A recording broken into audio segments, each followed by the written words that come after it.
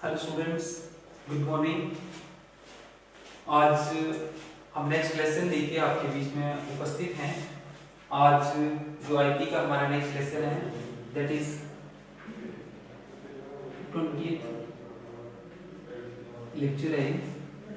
HSP part 1 IT subject desktop elements in computer. हमने Windows के बारे में बहुत सारी ऐसी चीजें डिस्कस की जिसमें विंडोज का देखा कि ग्राफिकल यूजर इंटरफेस होती है, वो किस तरह से कैरेक्टर यूजर इंटरफेस से डिफरेंट है।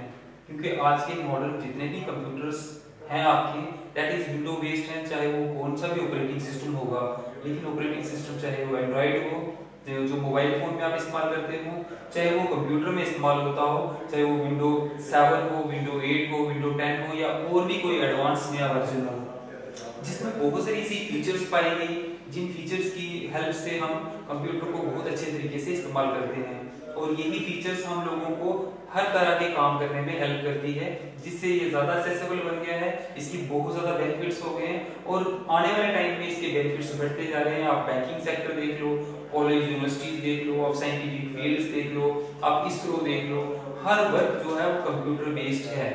और ये कंप्यूटर बेस्ड इसलिए हो रहा है क्योंकि इसकी फीचर्स दिन ब दिन बढ़ती जा रही हैं। जितनी अच्छी वर्जन्स आते जाएंगे, जितनी अच्छी विंडोज आती जाएंगी, एडवांसमेंट आती जा रही है और हम एक सेटिस्फाइड यूजर की तरह इसका इस्तेमाल कर रहे हैं। हम लोग जितनी ज्यादा महारत हासिल करते होंगे इसके ऑपरेशंस को जानने के लिए, जितनी एप्लीकेशंस को रन करना जानते होंगे, तो हम इसका उतना ही फायदा उठा सकते हैं अपनी फील्ड में, अपने कार्यस्थल को ज्यादा स्ट्रॉन्ग बनाने के लिए, अपनी ऑर्गेनाइजेशन को ज्यादा प्रोडक्टिव बनाने के लिए। तो आज का जो हमारा टॉपिक है that is desktop elements in Windows. Desktop elements in Windows हमने लास्ट प्रीवियस लेक्चर्स में भी कुछ ऐसी चीजें डिस्कस की हैं जिसमें आपके पास डेस्कटॉप एलिमेंट्स देखे हैं। डेस्कटॉप होता क्या है? आपको पता है कि कंप्यूटर हार्डवेयर और सॉफ्टवेयर से मिलकर बनता है, जिसमें हार्डवेयर होता है और सॉफ्टवेयर होता है। Hardware are the those parts of the computer which we can't see and touch, जिनको हम देख सकते हैं, और सॉफ्टवेयर आर दी एप्लीकेशन और प्रोग्राम्स। तो ये जो हार्डवेयर हमारा है, हार्डवेयर में आपको मॉनिटर दिखता है, मॉनिटर के ऊपर जो भी डिस्प्ले स्क्रीन होती है इसी को हम डेस्कटॉप कहते हैं, जिसके ऊपर ये स्क्रीन आएगी। यहाँ पे आपको स्टार्ट का बटन आएगा, नीचे टास्क बार आएगी, ये आपकी टास्क बार आएगी, आपके पास स्टार्टअप का बटन आएगा, startup. It is a desktop, इसी को डेस्कटॉप बोला जाता है। अब डेस्कटॉप है, डेस्कटॉप में बहुत सारे डिफरेंट एलिमेंट्स होते हैं। उन एलिमेंट्स को डिस्कस करना है, उन एलिमेंट्स को डिस्कस करने के लिए हम लोगों को सारे के सारे पार्ट्स पे जाना पड़ेगा। अब ये जो डेस्कटॉप के एलिमेंट्स हैं वो कौन कौन से हैं, हम पहले तो उसको इनकी सभी की इंट्रो ले लेते हैं, फिर एक एक को डिस्कस करेंगे। जो डेस्कटॉप है, डेस्कटॉप में विंडोज में बहुत सारे एलिमेंट्स पाए जाते हैं, दैट इज स्टार्टअप। आप देख रहे हैं स्टार्टअप सबसे पहला लेफ्ट साइड के बॉटम में स्क्रीन में एक बटन होता है जिसको आप क्लिक करते हैं, उसमें ऑल प्रोग्राम्स निकलता है। जिसके बाद ऑल प्रोग्राम आता है, ऑल प्रोग्राम के बाद आप देखते हैं इसमें माय डॉक्यूमेंट आता है, उसके बाद आपका रिसेंट डॉक्यूमेंट्स आपको दिखते हैं, माय पिक्चर्स दिखती हैं, माय म्यूजिक दिखता है, माय कंप्यूटर दिखेगा, कंट्रोल पैनल दिखेगा, जिसको हम नेक्स्ट लेक्चर में डिस्कस करने वाले हैं। कंट्रोल पैनल का बहुत इंपॉर्टेंट टॉपिक है। प्रिंटर दिखते हैं, हेल्प दिखती है, सर्च है, रन ऑप्शन है, सेटिंग है, लॉग ऑफ का विंडो दिखेगा आपको, स्लीप दिखेगा, रीस्टार्ट दिखेगा, शट डाउन दिखेगा, रिसाइकल विंड दिखेगा, टास्क बार दिखेगा, और इंटरनेट एक्सप्लोरर के अलावा भी बहुत सारी ऐसी चीजें हैं जो आपको डेस्कटॉप में दिखेंगी। डेस्कटॉप में चाहे वो हाइड मोड पे होगी, चाहे वो इंटरनल होगी, अगर वो सामने होगी तो वो आपको सामने से दिखेंगी, अगर हाइड मोड में होगी तो ऑल प्रोग्राम की वजह से आप उसको क्लिक करके ओपन कर सकते हो। Now let us take one by one. हम एक एक टॉपिक को, एक एक चीज को अच्छे से समझने की कोशिश करते हैं कि ये जो डेस्कटॉप के एलिमेंट्स हैं इनका क्या रोल होता है यहाँ पे विंडो में, और ये किस तरह से हमारी सहायता करते हैं। ये कॉमन यूजर्स को, एक स्टूडेंट्स को किस तरह से इन सभी चीजों से अवगत होना चाहिए, अवेयर होना चाहिए, ताकि वो इन चीजों का भरपूर फायदा उठा सके। आप देखेंगे कि डेस्कटॉप एलिमेंट्स इन विंडोज में सबसे पहला स्टार्टअप है। स्टार्टअप मैंने आपको बताया कि दैट इज स्टार्टअप। ये स्टार्टअप बटन होता है जो आपके कंप्यूटर के लेफ्ट साइड के बॉटम में रहता है, सबसे पहला button, which you can click जिसको जैसे ही आप क्लिक करोगे तो आपके पास एक पॉपअप विंडो खुलेगा। पॉपअप विंडो एक ऊपर की ओर खुलेगा जिसमें आपके पास बहुत सारे डिफरेंट ऑप्शंस और दिखेंगे।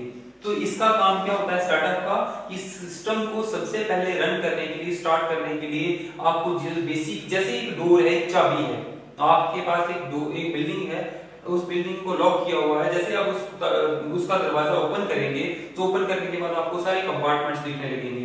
इसी तरह से हर चीज डिस्प्ले होगी तभी जैसे स्टार्टअप को क्लिक करोगे तो उसके अंदर फिर आप जिस कंपार्टमेंट में जाना चाहो, जिस जगह पे, जिस फोल्डर को खोलना चाहो तो आप खोल सकते हो हर एप्लीकेशन को। That is the startup. ये स्टार्टअप हमारा सबसे पहला प्रोग्राम रहता है जिसको आप खोलते हो, विंडो रहता है उसमें। खोलने के बाद ये आपका एलिमेंट है, these are the different elements of the desktop. Desktop के ये डिफरेंट एलिमेंट्स हैं।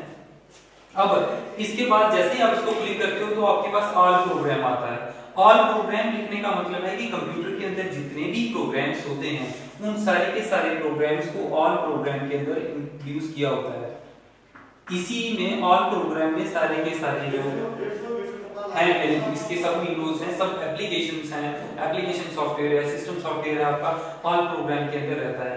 ऑल प्रोग्राम को आप फिर से क्लिक करते हो तो आपके पास ऑल प्रोग्राम के अंदर आपके पास डिफरेंट एप्लीकेशन सॉफ्टवेयर आ जाएंगे, डिफरेंट प्रिंटर्स आ जाएंगे, डिफरेंट आपके जो यूज करने वाले प्रिंटर्स के अलावा अगर आपने माई डॉक्यूमेंट में जाना है, माई पिक्चर में जाना है, पेंट में जाना है, MS वर्ड में जाना है, माइक्रोसॉफ्ट ऑफिस में जाना है, तो जैसे ही ऑल प्रोग्राम करोगे, ऑल प्रोग्राम के बाद आपके पास एक्सेसरी होगी और इसके बाद आपके पास MS माइक्रोसॉफ्ट ऑफिस लिखा होगा, MS office only. MS office लिखने से भी आप देखेंगे MS ऑफिस को मैं जब क्लिक करता हूं तो इसके बाद फिर से मेरे पास बहुत सारी चीजें आ जाएंगी जिसमें मेरे पास MS वर्ड होगा, MS पावर पॉइंट होगा, MS एक्सेल होगा, MS एक्सेस होगा, बहुत सारी चीजें आपको इसके अंदर भी दिख रही हैं। आप देख रहे हैं कि आपने एक ऑल प्रोग्राम को क्लिक किया, उसके बाद एक्सेसरी में गए, उसके बाद माइक्रोसॉफ्ट ऑफिस में गए, उसके बाद आपको इस तरह से हायरार्की बेस पे these are the application all program, ये आपका एलिमेंट्स आ गया। जिस एलिमेंट को आप क्लिक कर रहे हो उसके अंदर बहुत सारे सब विंडोज खुलते जा रहे हैं और ये सारी की सारी जो फाइल्स हैं वो डायरेक्टरी के माध्यम से हैं। एक डायरेक्टरी को आप क्लिक करते हैं, जैसे डायरेक्टरी को क्लिक करते हैं, डायरेक्टरी के अंदर बहुत सारे डिफरेंट फोल्डर्स मिलेंगे आपको, उन फोल्डर्स के अंदर डिफरेंट फाइल्स दिखेंगी, उन फाइल्स को यूज कर सकते हैं हम इसके आगे। तो इन्हीं फाइल्स को यूज करने के लिए आप लोगों को जो भी व्हाटएवर रिक्वायरमेंट है आपकी, जिस तरह की आपकी रिक्वायरमेंट है, जिसको आपको ओपन करना है तो आप उसी को ओपन कर सकते हो। ये ऑल प्रोग्राम का ऑप्शन रहता था। ऑल प्रोग्राम के बाद आप देखिए माई डॉक्यूमेंट। स्टूडेंट्स, आप लोगों ने कंप्यूटर पे वर्क किया होगा, कंप्यूटर में जब भी काम करते हो तो आप देखते हो यार मैं क्या कर रहा हूँ, मैंने फाइल बनाई है और फाइल को मैं सेव कर देता हूँ।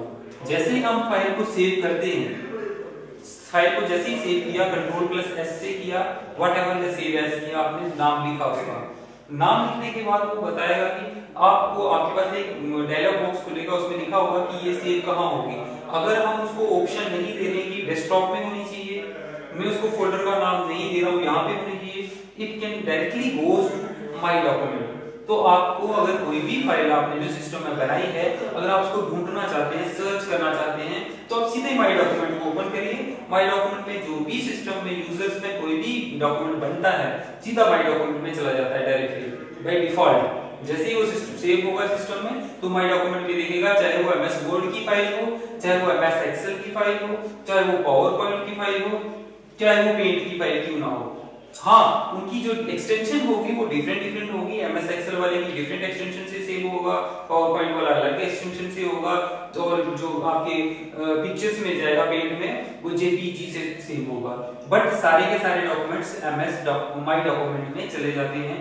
माई डॉक्यूमेंट से आप सारे के सारे डॉक्यूमेंट्स को वापस देख सकते हो या खोल सकते हो और आपको सर्च करने हैं, क्योंकि कभी-कभी सिस्टम में हजारों डॉक्यूमेंट्स रहते हैं। तो आप अगर पर्टिकुलर फोल्डर में नहीं रखते हो, आप इस फोल्डर में ढूंढ रहे हो, उसको भी क्लिक कर रहे हो, उसको भी क्लिक कर रहे हो, तो आपको डॉक्यूमेंट नहीं मिल रहा है। तो वो डॉक्यूमेंट नहीं मिल रहा है तो आपको देखने की वो माई डॉक्यूमेंट में तो नहीं है, अगर आपने पर्टिकुलरली फोल्डर का नाम नहीं दिया है तो। इस तरह से माई डॉक्यूमेंट में जो भी डॉक्यूमेंट होगा सीधा डायरेक्टली सेव होता है। That is recent document. तो माई डॉक्यूमेंट के साथ ही रिसेंट डॉक्यूमेंट है। अगर आप सिस्टम के ऊपर वर्क कर रहे हैं MS वर्ड में, तो सिस्टम के ऊपर वर्क करते समय आपके पास जो भी डॉक्यूमेंट खुले हुए हैं, आप देखते हैं कि हमारे पास बहुत सारे ऑप्शंस रहते हैं। हम एक डॉक्यूमेंट, दो डॉक्यूमेंट, 3, 4, 5, 6 बहुत सारे डॉक्यूमेंट्स को मल्टीपल टैब्स में खोल के रख लेते हैं, जिनको आप मिनिमाइज मैक्सिमाइज कर सकते हो। मिनिमाइज कर करके आपने रख दिए हैं स्क्रीन के नीचे, टास्क बार में वो जुड़ते जाएंगे। आप देखेंगे टास्क बार में बहुत सारे डॉक्यूमेंट्स ऐसे दिखेंगे, those are the recent documents. That means आपके सिस्टम में इस समय एट प्रेजेंट कितने रीसेंट डॉक्यूमेंट खुले हुए हैं, तो वो रीसेंट डॉक्यूमेंट होंगे, जो भी ओपन डॉक्यूमेंट होंगे दैट इज रीसेंट डॉक्यूमेंट। और कभी-कभी आपने कोई वर्क किया है, वर्क करने के बाद आपने सिस्टम को बंद कर दिया, आपको चाहिए यार मैंने उसी फाइल पे दोबारा से काम करना है, तो आपको डॉक्यूमेंट सर्च करने की जरूरत नहीं पड़ेगी, सीधा रीसेंट पे जाएंगे। रीसेंट डॉक्यूमेंट वो बताएगा कि आप रिसेंटली किन-किन डॉक्यूमेंट्स पे विजिट किया था आपने, जो डॉक्यूमेंट आपने खोला था वो सामने टॉप पे लिखेंगे, फाइल पे जाओगे, फाइल में रिसेंट डॉक्यूमेंट के नाम से आपको दिख जाएंगे कि रिसेंट डॉक्यूमेंट्स पे इस फाइल पे आपने वर्क किया था। तो रिसेंट डॉक्यूमेंट के बाद माय पिक्चर है। माय पिक्चर में क्या रहता है कि आपकी जो भी जेपीजी पिक्चर्स होती हैं, माय पिक्चर्स में जितनी भी पिक्चर्स बनाते हो आप, दैट मींस कोई पेंटिंग बना रहे हो आप, या कोई एमएस पेंट पे कोई भी डॉक्यूमेंट आपने एडिट किया है या कॉपी करके रखा है, फोटोग्राफ्स हैं, वो सारे के सारे माय पिक्चर में रहते हैं। वो अलग से कैटेगराइज हो जाते हैं, क्योंकि माय पिक्चर में कोई भी डॉक्यूमेंट एमएस वर्ड का, एमएस एक्सेल का नहीं रहेगा, क्योंकि माय पिक्चर में सारे के सारे डॉक्यूमेंट रहेंगे पिक्चर वाले, चाहे वो वीडियो हो, चाहे वो ऑडियो, चाहे वो वीडियो हो, चाहे वो आपके फोटोग्राफ्स हो। तो ये माय पिक्चर्स में आप डायरेक्टली खोल सकते हो, देख सकते हो। हाँ, आप उन डॉक्यूमेंट्स को बाद में कॉपी करके किसी दूसरे फोल्डर में जरूर डाल सकते हो, बट बाय डिफॉल्ट जो सेव होंगे that is in my picture.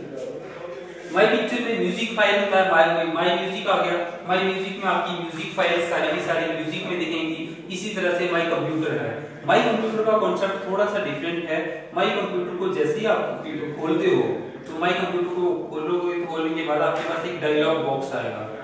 उस डायलॉग बॉक्स में माय कंप्यूटर में जितनी भी पार्टीशनिंग ड्राइव्स हैं आपकी, आप ये मानेंगे कि आपने जैसे ही माय कंप्यूटर खोला है तो आपके पास सी ड्राइव है, आपके पास सी ड्राइव का आपने कोई नाम रख छोड़ा है, डी ड्राइव है, आपकी ई ड्राइव है, आपने सिस्टम में 4-5 ड्राइव्स बना रखी है, और आपने कोई पेन ड्राइव भी उसमें लगाई है यूएसबी में, दैट इज एफ आ जाएगी, या कोई भी ड्राइव जो नाम आप दे रखे हैं, यहाँ पे आपकी पेन ड्राइव यूएसबी शो होगी। या आपके पास कोई और भी जो भी ड्राइव आपने लगाई है, आपके पास कैमरा लगा हुआ है इसमें, ये सब ड्राइव्स माय कंप्यूटर में दिखती हैं। तो माय कंप्यूटर को खोलने के लिए हमें क्या करना पड़ता है, जैसे ही आप सेकेंडरी डिवाइस कोई भी लगाते हो, पेन ड्राइव अपने सीपीयू में लगाते हो, तो पेन ड्राइव लगाने के बाद उसको अगर डायरेक्टली खोलना हो, शो करना हो, देखना हो, तो आपकी पेन ड्राइव कहां पे दिखेगी, माय कंप्यूटर में। जैसे ही माय कंप्यूटर को ओपन करोगे आपको दिखेगा यार ये यूएसबी है, that is it is my pen drive.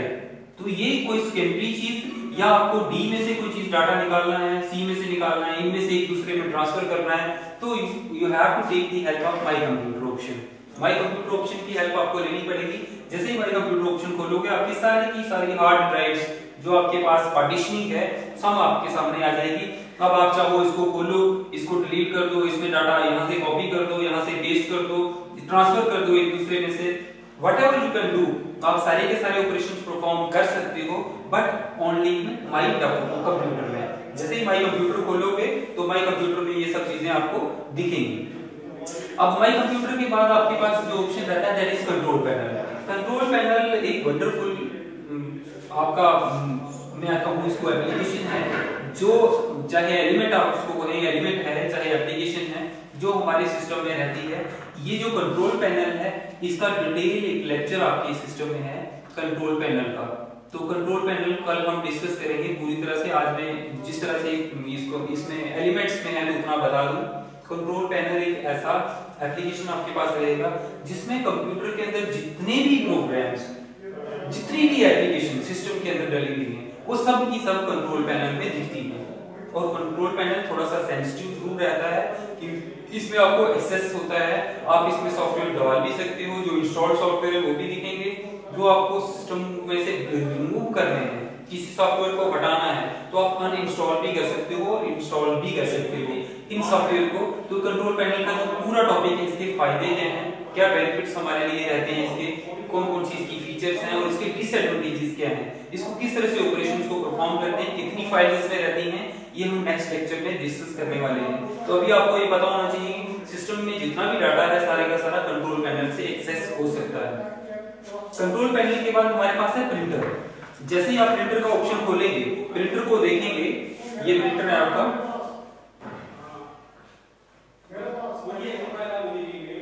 Printer आपको पता है कि प्रिंटर हम इसके साथ इंस्टॉल लगा रहे हैं, अटैच करा हुआ है। हमने एक प्रिंटर रखा है जिस प्रिंटर से हम क्या कर रहे हैं, डॉक्यूमेंट को प्रिंट निकाल रहे हैं। जब आपने डॉक्यूमेंट का प्रिंट निकाला यहाँ से, ये अटैच था आपके सीपीयू के साथ, आपको लग रहा है यार मेरा प्रिंटर अभी वर्क नहीं करने लगा है, नहीं चल पा रहा है। जब ये प्रिंटर नहीं चल पा रहा है तब उसमें पेज या तो बहुत सारी कमांड्स आप दे चुके हो जिन कमांड्स की वजह से वो सिस्टम हैंग हो गया है, या तो उसमें पेज जेन्युइन में आ रहा है, वो तो डायरेक्टली मैसेज रिफ्लेक्ट करेगा, या तो आपको क्या है कि आपके प्रिंटर्स के ड्राइवर वर्क नहीं कर रहे हैं। आपके सिस्टम में कोई वर्क कर रहा था जिसने आपके प्रिंटर्स के ड्राइवर्स को डिलीट कर दिया, दैट मींस अनइंस्टॉल कर दिया है। ये प्रिंटर का ऑप्शन है, वहां जाके आप चेक कर सकते हो, देख सकते हो कि एट प्रेजेंट मेरे सिस्टम में कितने प्रिंटर लोड है, कौन कौन सा प्रिंटर जो है वर्किंग कंडीशन में है, किसी प्रिंटर में कोई ऐसी प्रॉपर्टीज किसी ने चेंज तो नहीं की हुई है। आपका पेज आप निकालते हो, आप ये वाला पेज निकल कोई दूसरे वाला पेज रहा है, दैट मींस की प्रॉपर्टी में कोई चेंजिंग आ गई है। तो इस ऑप्शन से आप सारी की सारी सेटिंग जो है प्रिंटर की चेंज कर सकते हो प्रिंटर ऑप्शन के द्वारा। प्रिंटर ऑप्शन के द्वारा इसके बाद हमारे पास हेल्प रहता है। हेल्प में आपको विंडो में ऑपरेशन करते समय किसी भी जगह पे आपको लगता है कि मुझे यार प्रॉब्लम आ रही है, मैं ये वाला ऑपरेशन परफॉर्म नहीं कर पा रहा हूं, तो आपके पास डेस्कटॉप में इस टास्क बार के नीचे यहाँ पे भी एक हेल्प का ऑप्शन आता है, आप इसको भी यूज कर सकते हो। आज की एडवांस विंडोज में यहाँ पे आपको टास्क बार में भी दिख जाएगा। या तो आपको चाहिए कि मुझे और दूसरी जगहों पे हेल्प चाहिए, तो आप किसी भी ऑप्शन की प्रॉपर्टी में जाएंगे, तो प्रॉपर्टी में जाके राइट क्लिक करेंगे तो वहां पे भी आपको हेल्प का ऑप्शन मिलेगा। नो सर्च ऑप्शन भी टास्क बार में रहेगा आपका। सर्च ऑप्शन बहुत इंपॉर्टेंट है, आपके सिस्टम में हजारों फाइल्स होती हैं, थाउजेंड्स के हिसाब से, क्योंकि जो सिस्टम की इनबिल्ट फाइल्स हैं उसके बहुत सारे सॉफ्टवेयर्स हैं, बहुत सारे डिफरेंट एप्लीकेशंस हैं सिस्टम के अंदर इंस्टॉल हैं। उसमें से कोई भी पर्टिकुलर एप्लीकेशन सर्च करना, देखना वो आपके लिए बहुत इंपॉर्टेंट है, क्योंकि आपको चाहिए कि मुझे पर्टिकुलर वही सॉफ्टवेयर डालना है, वही इंस्टॉल करना है या वही अनइंस्टॉल करना है। तो आप सर्च ऑप्शन पे जाए, वहां से देख सकते हैं आपके सिस्टम में 6 मंथ बिफोर कोई एक फाइल्स बनाई थी, आपको वो फाइल नहीं मिल रही है, क्या पता कौन से फोल्डर में आपने डाल दी थी, गलती से बाय मिस्टेक हो गया था। यू हैव टू क्लिक, सीधा माय कंप्यूटर पे जाओ और माय कंप्यूटर में ऑल जितने भी माय कंप्यूटर में कंप्लीट डॉक्यूमेंट्स होंगे वहां पे राइट साइड पे आएगा सर्च का ऑप्शन। तो सर्च के ऑप्शन पे क्लिक करके आप फाइल का नाम दे दो कि मैंने स्कूल के नाम से कोई फाइल बनाई थी, कौन सी फाइल सर्च करना चाहते हो, तो सर्च क्लिक मारोगे तो सर्चिंग शुरू करेगा। आप पर्टिकुलरली डी ड्राइव में भी सर्च कर सकते हो, ई ड्राइव में भी सर्च कर सकते हो और पूरे के पूरे कंप्यूटर से भी सर्च कर सकते हो। जब पूरे कंप्यूटर से सर्च करोगे टाइम कंज्यूमिंग जरूर होगा, लेकिन आपको जो डाटा चाहिए था, आपको जो फाइल चाहिए थी, वो फाइल आपको मिल जाएगी, उस फाइल को आप देख सकते हो। अब इस फाइल के बाद हमारे पास सर्च ऑप्शन के बाद रन रहता है कि रन को आप किस तरह से यूज करते हो। जब आप रन को यूज कर रहे हो, रन आपका मोस्टली यूज होता है जब भी कमांड बेस्ड कोई चीज करते हैं। अगर आपको कोई सिस्टम के एडमिनिस्ट्रेटर को छेड़ना है, एडमिनिस्ट्रेटर में जाके किसी को लॉगिन करना है या नेटवर्किंग में कोई काम करना है, तो आपके पास एक प्रॉम्प्ट आएगा। जैसे ही रन पे जाओगे आपके पास एक ब्लैंक लिस्ट का प्रॉम्प्ट आएगा, उस प्रॉम्प्ट पे आप जाके कोई भी कमांड दे सकते हो। जब आप इस पे कोई, ये सिस्टम सेंसिटिव जरूर होता है क्योंकि सिस्टम के अंदर कोई भी चेंजिंग लानी है या कोई इंटरनल कोई चीज आप चेक करना चाहते हो सिस्टम की, वो कितनी देर यूज हुआ है, आप सिस्टम परचेज कर रहे हो, आप सेकेंड हैंड सिस्टम लेना है, तो उसमें क्या क्या ऑप्शंस हैं, क्या क्या चीजें हैं, वो सारी की सारी इंटरनल चीजें डॉस प्रॉम्प्ट से आप देख सकते हो डायरेक्टली। नो डाउट कि इनको आप कंट्रोल पैनल से भी देख सकते हो, बट आपके पास रन कमांड रहती है। रन कमांड से आप सीएमडी प्रॉम्प्ट में जाना है, एमएस डॉक्स से जाना है, उसके बैकएंड पे जाना है, कोई भी कमांड देने के लिए, जिस तरह से ओरेकल और आरडीबीएमएस में आप करेंगे। तो रन एक ऑप्शन रहता है जहां पे आप बहुत सारी कमांड्स को खोल सकते हो, बहुत सारी चीजों को खोल सकते हो, क्योंकि हमारे बहुत सारी सी विंडो रहती है जिसमें आपको एमएस विनवोर्ड की कमांड विनवोर्ड एक कमांड है जो डॉस प्रॉम्प्ट पे दोगे तो एमएस वर्ड खुलेगा। ऐसे ही शॉर्टकट कमांड्स हैं बहुत सारी एमएस वर्ड को खोलने के लिए, ऐसे बहुत सारे ऐसे प्रोग्राम जिनको ओपन करने के लिए डायरेक्टली यहाँ कमांड है। किसी पर्सन को आज के एडवांस विंडो में अगर कहीं एमएस वर्ड दिख ही नहीं रहा है तो कैसे खोलना है, रन पे जाके वो कमांड देगा तो वहां से भी ऑपरेशंस बहुत सारे पैकेजेस को खोल सकता है। इसके बाद हमारी सेटिंग है। सेटिंग में बहुत सारी ऐसी चीजें रहती हैं जो सिस्टम की इंटरनल सेटिंग है, चाहे वो टाइम हो, सिस्टम का टाइम चेंज हो गया है, सिस्टम में डेट जो डेट है वो आपका गलत आ रहा है, उसकी टाइमिंग गलत आ रही है, उसमें टाइमिंग जोन चेंज हो गई है, सिस्टम की कोई सेटिंग को चेंज करना, आप चाहते हैं कि मेरा बैटरी बैकअप जो है, पावर की जो है मैं अलग ऑप्शन ले लूं, वो काफी देर तक यूज ना हो, या उसकी स्क्रीन की ब्राइटनेस को कम कर दूं, या उसकी बैकग्राउंड को चेंज कर दूं, तो बहुत सारी ऐसी चीजें हैं, उसकी रेजोल्यूशन साइज को कम कर दें, तो ये सब चीजें सेटिंग में रहती हैं। सेटिंग से नाम का पता चलता है कि सिस्टम की जो भी इंटरनल सेटिंग है, तो अगर आपको चेंज करनी है, उसका फॉन्ट बढ़ाना है, उसके जो फोल्डर्स है उसका साइज बढ़ा देना है, उसका कम करना है साइज, उनको अरेंज करना है, आप उस सेटिंग में जाके आप बहुत सारे फोल्डर्स को अपने नाम वाइज चेंज कर सकते हो, उनकी अलाइनमेंट कर सकते हो, ये सब सेटिंग में रहेंगे। लॉग ऑफ ऑप्शन भी इसी तरह से है, जिस तरह से आप शट डाउन करते हो, जैसे ही शट डाउन करोगे वहां पे देख लेना कि शट डाउन में एक लॉग ऑफ भी आएगा। आप सिस्टम को लॉग ऑफ कर सकते हो, लॉग ऑन कर सकते हो, क्योंकि इसमें ही बहुत सारे ऐसे फोल्डर्स होते हैं और यहीं पे डिलीट हो सकता है एक यूजर से दूसरे यूजर में। आपने सिस्टम में 2-3 गेस्ट यूजर बना रखे हैं, आप एक यूजर पे काम कर रहे हो और दूसरे यूजर पे जाना चाहते हो, तो दूसरे यूजर पे जाने के लिए यहाँ से आप लॉग ऑफ का इस्तेमाल कर सकते हो। आपके पास यहाँ पे स्लीप रहेगा, आपका सिस्टम कितनी देर के बाद स्लीप हो जाना चाहिए। आपने देखा होगा कि जब आप सिस्टम को चला रहे होते हैं, 5 मिनट में आपको कोई कॉल आ गई है, आप फोन रिसीव कर रहे हो और आपने सिस्टम पे कीबोर्ड या माउस को नहीं हिलाया है, तो आपका सिस्टम बंद हो जाता है। आपको लगता है यार सिस्टम तो बंद हो गया मेरा, लेकिन ऐसा कुछ नहीं है। उसमें जिस तरह की सेटिंग दी होगी, 10 सेकंड की, 20 सेकंड की, 5 मिनट की, 20 मिनट की, कितनी देर वो एक्टिव रहेगा, उसके बाद वो स्लीप पे ऑटोमेटिकली चला जाएगा। तो वो जो की सेटिंग होती है वो हमने कर रखी होती है कि स्लीप पे कितनी देर के बाद जाना चाहिए। रीस्टार्ट है, आपका सिस्टम हैंग हो गया है, आपको लग रहा है मेरा सिस्टम हैंग हो गया, ये वाली फाइल्स मेरे सिस्टम में नहीं हो रही हैं, खुल ही नहीं रही हैं, तो यू हैव टू रीस्टार्ट। या तो रीस्टार्ट करना है, या तो रीस्टार्ट कब हम करते हैं, जब भी सिस्टम में कोई नया सॉफ्टवेयर डालते हैं। नया सॉफ्टवेयर डालने के बाद उसकी सेटिंग को दोबारा से कॉन्फ़िगर करना पड़ता है। दैट मींस आपने एक सॉफ्टवेयर डाला हुआ था, वो दोबारा चेंज किया, दूसरा सिस्टम में सॉफ्टवेयर डाल दिया है, अब उस सॉफ्टवेयर को पूरी तरह से चलाने के लिए यू हैव टू रीस्टार्ट। आपको सिस्टम को रीस्टार्ट करना पड़ेगा, बिगिनिंग से दोबारा बूटिंग होगी, वो रीस्टार्ट होगा, तो आपको रीस्टार्ट का ऑप्शन कई बार आप यूज करते हो, जिसको प्रेस करनी पड़ती है। जब भी हम लोग सिस्टम को बंद करते हैं या सिस्टम को छोड़ के चले जाते हैं, हम जब कोई लर्न नहीं कर रहे हैं या सिस्टम को अभी हमें काम नहीं करना है, तो you have to shut down. System को शट डाउन करना इंपॉर्टेंट रहता है। सिस्टम को आप शट डाउन नहीं करोगे तो सिस्टम वैसे ही रहेगा, काफी देर के बाद लाइट फेलियर की वजह से या बहुत सारे ऐसे कारण हैं जिसकी वजह से आपके सिस्टम की फाइल करप्ट हो सकती है, डिलीट हो सकती है, या आपका सिस्टम डैमेज भी हो सकता है। तो आपको सिस्टम को शट डाउन करना इंपॉर्टेंट रहता है।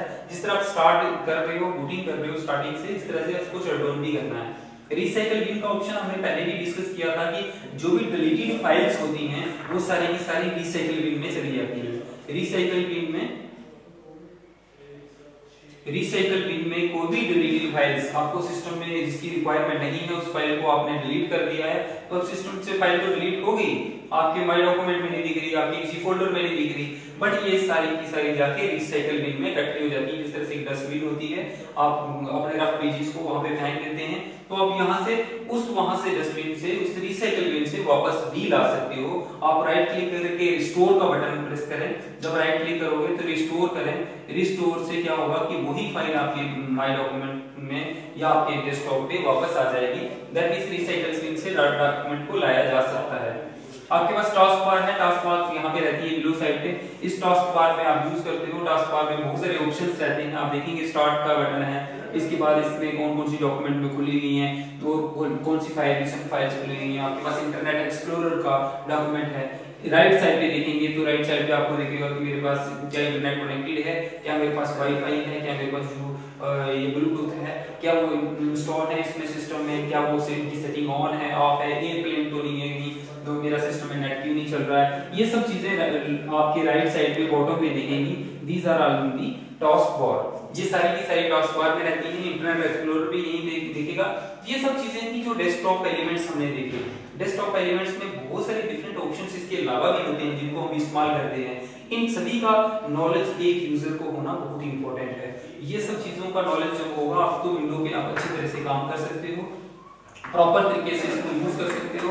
अब जो विंडोज का जो हमारा टॉपिक था डेस्कटॉप एलिमेंट्स के साथ कुछ ऐसे पर्टिकुलर चीजें हैं जिन पे ज्यादा इंटरेस्ट देने की जरूरत है, दैट इज कंट्रोल पैनल। तो उसको हम कल डिस्कस करेंगे। आज जो आप लोगों ने देखा कि हम लोगों के पास जो जो चीजें थी,